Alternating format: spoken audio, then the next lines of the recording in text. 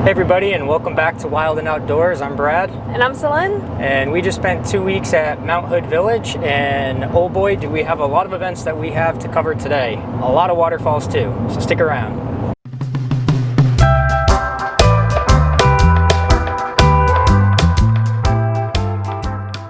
Alright, so these 2 weeks we ended up staying at Thousand Trails in Mount Hood Village. They've got quite a few amenities actually. They've got a whole dedicated laundry building facility, which is pretty nice. They've got a pool, a hot tub. The pool was really nice. Yeah, heated pool. Probably should make that known. Heated pool. It was like 9 a.m. a few days, and I'd go swimming even though it was like 50 degrees out. It was nice and warm. So. Yeah. They got an indoor hot tub. They've got a rec room.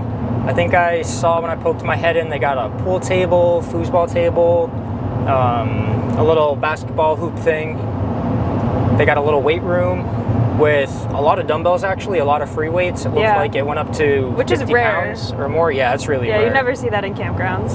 A couple machines. They had mats, a bench, and a camp store. But yeah, definitely a lot of amenities here. We showed up on the start of Memorial Day weekend, so it was awfully busy, and right now is like the time to be in Columbia River Gorge because it's wildflower season, and one of the most popular hikes for that is Dog Mountain, but you do need a permit to hike that one on weekends. You don't need a permit to hike it on the weekdays, but it's like a 6-mile hike and an hour and a half to 2-hour drive from where we were staying, so we decided to do something else instead. We did the Wind Mountain Trail, which was only a couple miles, and it lived up to its name. Yeah, it was steep and incredibly windy. It was very steep, but beautiful trail and beautiful views of the gorge. And I think it was a lot less crowded than many of the other trailheads because this one does not have, you know, the big sea of yellow wildflowers that you see on the other hikes. But there's still a lot of different wildflowers in bloom that were along the trail that were really cool. And I really enjoyed that one. It was really nice. But the wind at the top was a little brutal. The right-hand side was real bad. But if you go over to the other side where you're kind of looking up the gorge, it wasn't as bad. So that's kind of where we hung out. But yeah, gorgeous views from up there. Yeah. And because that was a shorter hike and it was a weekend day, we decided to do something else after that. So we headed up to Panther Creek Falls, which people like to say it's the prettiest waterfall in Washington because it's just so unique with all the moss and stuff. Yeah. It's a bit of a drive to get out there. It's kind of out of the way from everything, but it was worth it. I thought it was super pretty, and there's a couple different viewpoints of it. You can see it from kind of up above or like halfway up the falls, and then you can hike down to the bottom of the falls and see that. Yeah, and the hike is incredibly short. It's you know, a few hundred feet, maybe a quarter mile out at most. A little word of caution though, the road to get out there is pretty narrow. Very narrow. As we were going, we were following behind this Sprinter van, and they were up ahead enough, and 2 pickup trucks came flying around the corner, and there was a little pull off in front of us, maybe another 50 feet. So we were just trying to get to that so we could move out of their way. They didn't slow down, they didn't move over, and the first guy actually smashed his mirror into our mirror and just kept driving. Like nothing happened. And we hit the brakes and we're like, what the hell? Yeah, we're like, that was just what like just so happened? rude. Why wouldn't you just slow down to let somebody get out of your way? Right. Why just drive into them? It didn't make sense. What the rush was, but like, we're a big dually too, so it's, you know, we're going slow, we're trying to be, you know, cautious of people around us, but fortunately when we got to our destination, we hopped out at the waterfall, looked at the mirror, and there wasn't a scratch. So no damage. It's good. I'm glad there was no damage because he wasn't stopping. He didn't care. I looked back, he didn't even hit his taillight or hit his brakes because his taillights never lit up. But yeah, just go a little slower if you're going to go up the roads. Yeah. One thing that we had heard about from our friends, so we put it on our list of to-dos, was Ape Cave. Shout out to the Vogelies. And they told us about it. They were like, you know, it's like an underground lava tube and you can hike for miles and it's like pitch black. It's super cool. So we were like, all right, this is something we definitely have to do. And you do have to get a timed permit for it nowadays. So it's only $2. And we got a permit for Memorial Day, and we got the earliest time slot that was available, which was 9 a.m. And it was a 2-hour drive up there, but it ended up being a drizzly, rainy day, so we never got to see Mount St. Helens, but it was still a perfect day for it, because if you're hiking underground, you don't need the weather to be nice. Right. So it was super cool. Yeah. So the whole thing is 2 to 2.5 miles underground. And when you start, you're at this little parking lot area. You walk up a couple hundred yards, and then you're at the start of the entrance, which is actually part way up. So when you go down the staircase into the cave, or the lava tube, you can actually go two ways. You can go south or you can go north. Going south, it's about 3/4 of a mile to a mile one way, and you get to the end. That one is very easy going, I would say. It's pretty smooth. So just imagine like a giant subway that's like a hallway. Yeah, it's kind of like that. Some sections get a little tighter and narrower, other ones open up. And then as you get to the end, the ceiling basically just keeps coming down until it meets the ground, and that's the end. The floor of that one's like pretty sandy, flat, no real obstacles, so very accessible. Yeah, very accessible. So then you can go back to the stairs, and then we were getting hungry at that point, so we just quickly ran out to the car, got lunch, and then came back and decided to head north. So, actually I should probably say, on the southern end, it's an out and back, all underground. The northern end, you can actually go one way, and then you pop out and you can take a trail back. Or if you really wanted to, you could come back through the cave, either way. But on the northern section, it's definitely less accessible and a little bit more of a challenge. It's kind of like a scree field, so just like a bunch of rocks like this in sections that you have to crawl over or go up. The first part, if you can get past the first part, I think you'll be fine. Yeah. It's just kind of scrambly and you'll know right away. If you get past that first little section, you should be good the remainder of the way. There is a 8-foot wall that they say that you have to climb over. It's not vertical, it's slightly slanted. There's pretty good holds for your hands and probably sections about this big to get your boot into.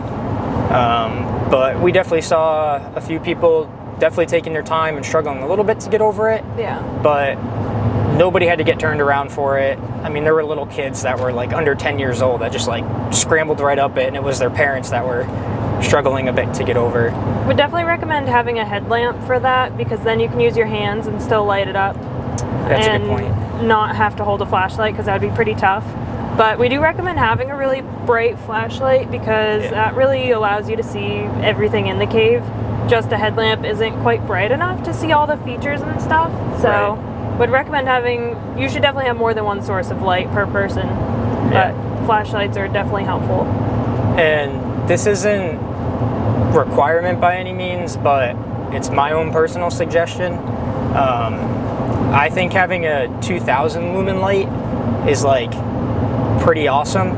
I know a couple other caves that we did, they had recommended at that state park that you want at least 1,000 lumens. Even with that, because our flashlight, we could do 500, 1,000, 2,000, and 5,000, I believe. And when we had it on the 1,000 lumen setting, it wasn't all that bright. A headlamp definitely doesn't feel like enough. You can see fine to walk, but you just can't see all the features around you. You can't experience everything to really like light up the cave to see what are you actually in. It's with the 2,000 lumens, I felt that was the perfect brightness. It wasn't overpowering, but it definitely lit up everything within 30, 50 feet of you fairly well, like both wide and distance. So if you have a 2,000 lumen flashlight, I would say definitely bring it.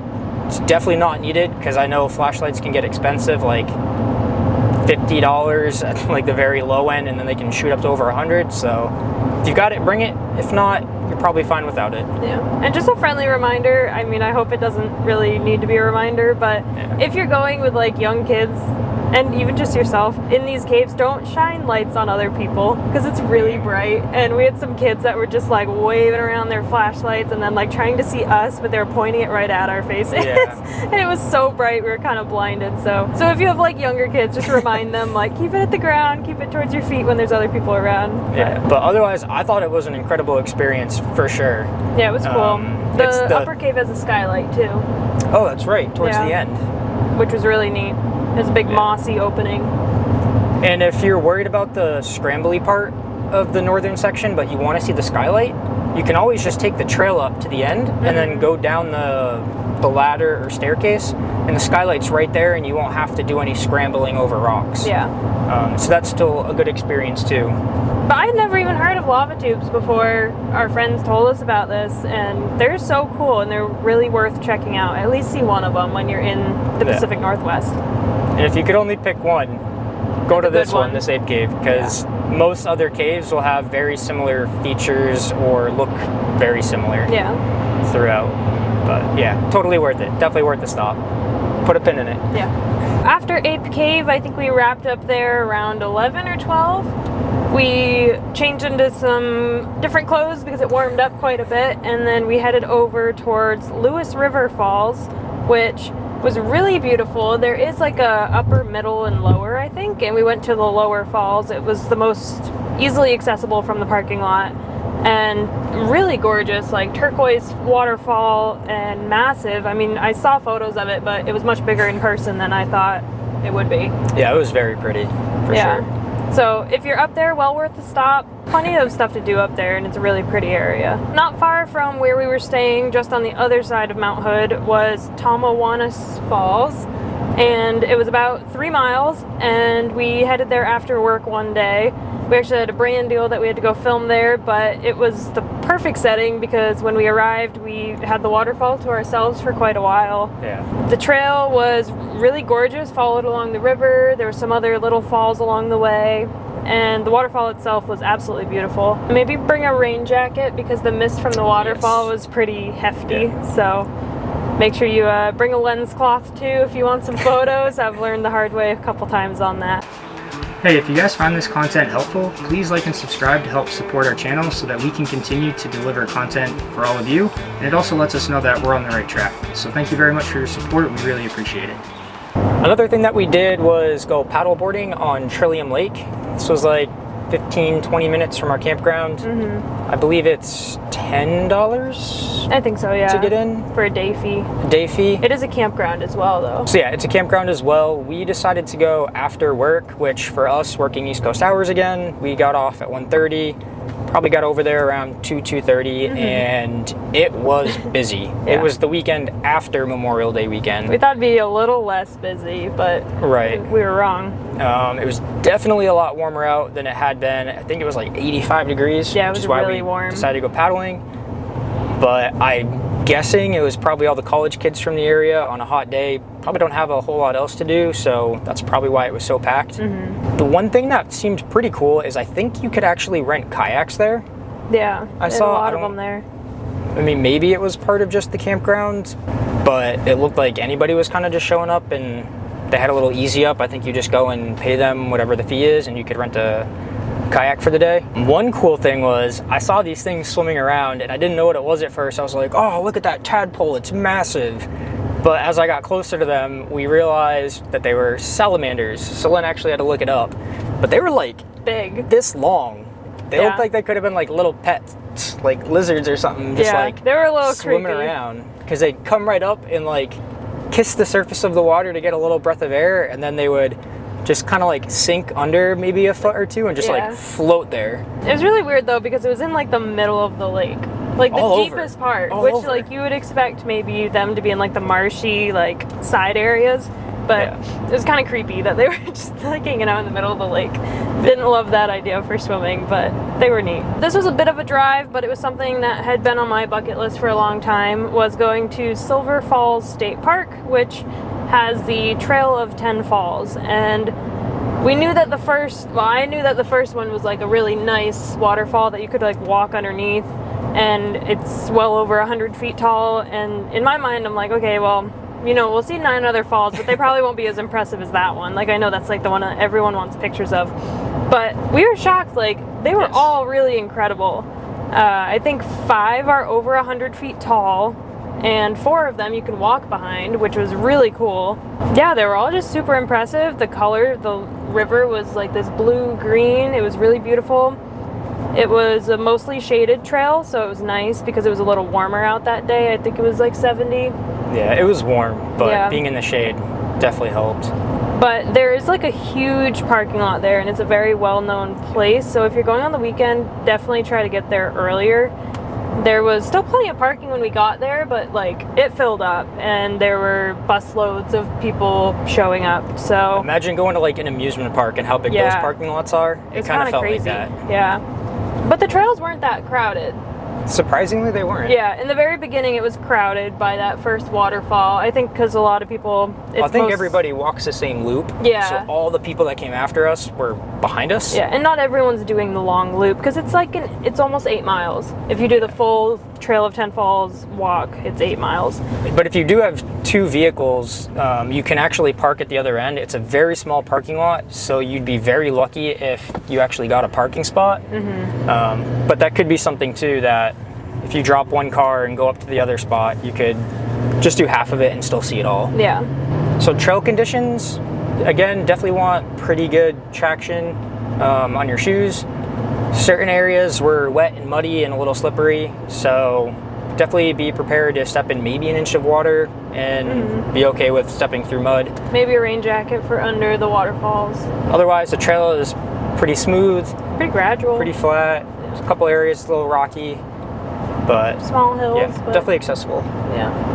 I had been to Portland in, I think, 2018, so we didn't do a whole lot here, but one of the things we did do was in the Columbia River Gorge, there's a handful of waterfalls that are really popular because they're more towards Portland, and we want to check out those, most famously the Multanomah Falls, which you need a permit for. So we got a $2 permit for that on recreation.gov and went on a Tuesday night.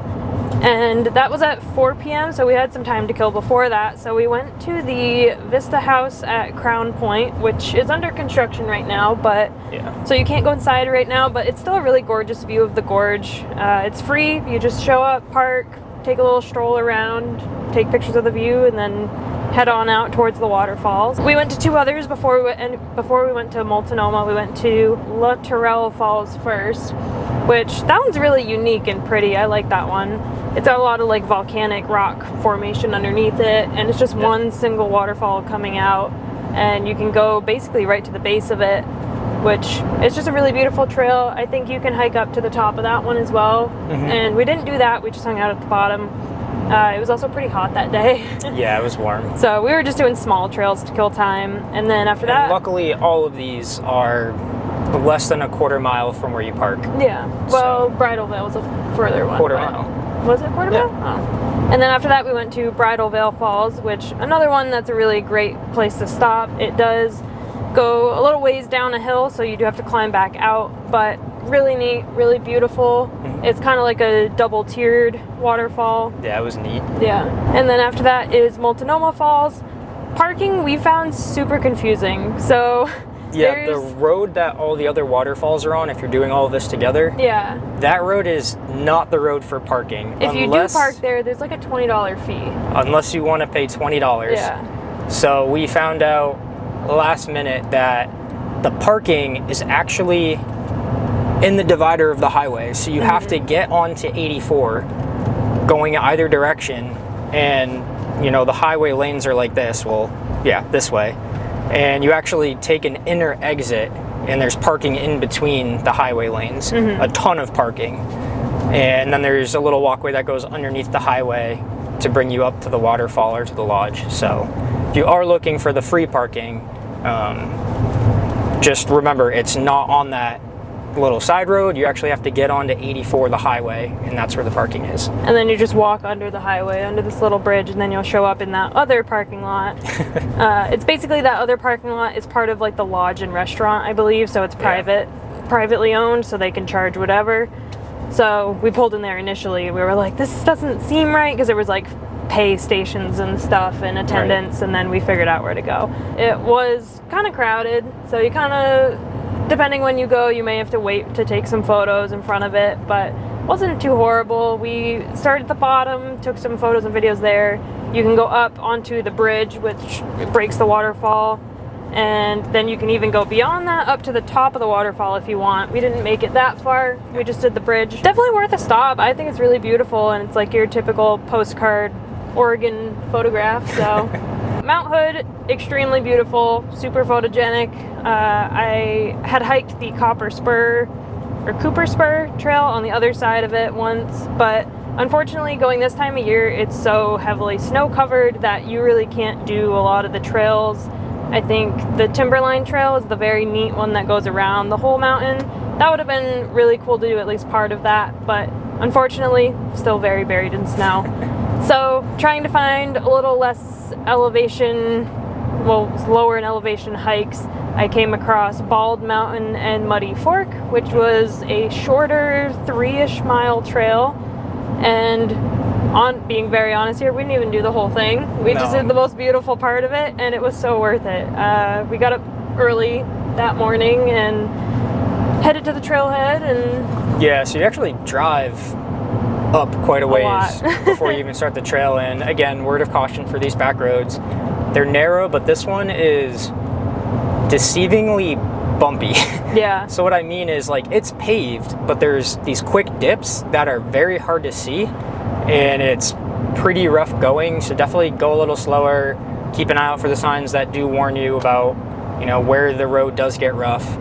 And again, it's a narrow road, so if someone's coming, just be mindful, be polite, pull off to the side, let them go, or maybe they'll be kind and do it to you. Parking's pretty easy. It's not a huge parking lot. It's maybe 10 to 15 cars most that you could fit in. Yeah. We didn't have an issue parking at the time that we went. I think you said we went closer to 9, 10 o'clock. Yeah, we got up there pretty early. It was only like a half hour from their campsite, so. Yeah. This trail that the area is skirts just around totally that exposed. edge. Yeah, and it's totally exposed and gives you the most incredible view of Mount Hood. And that viewpoint is only like it's super short. 3/4 of a mile max to get there, and it wasn't a lot of elevation gain. So if you're looking for a good view and a pretty easy hike, that's the one. Yeah, it was really beautiful. Would highly recommend doing that one. Another one that I think is similar, but we didn't have time to do, is McNeil Point. So check that one out if you're in the area as well. So that pretty much wraps it up for our 2 weeks in Mount Hood Village. Yeah. We're about to head off grid for 2 weeks to do some boondocking. We're going to do 1 week at Olympic National Park, and then we're going to shoot over towards Rainier and do another week of boondocking out that way. These were 2 huge parks on our bucket list, so we're super excited for Washington. Very excited. We'll see how the solar holds up, though. Yeah, we know Olympic is one of the rainiest parts of the country, so hopefully we get some sunshine and we'll do all right, but we'll let you know. But if not, we got the generator, filled up the 5-gallon gas tank, should be good. Yeah, so we'll see you next time. Bye.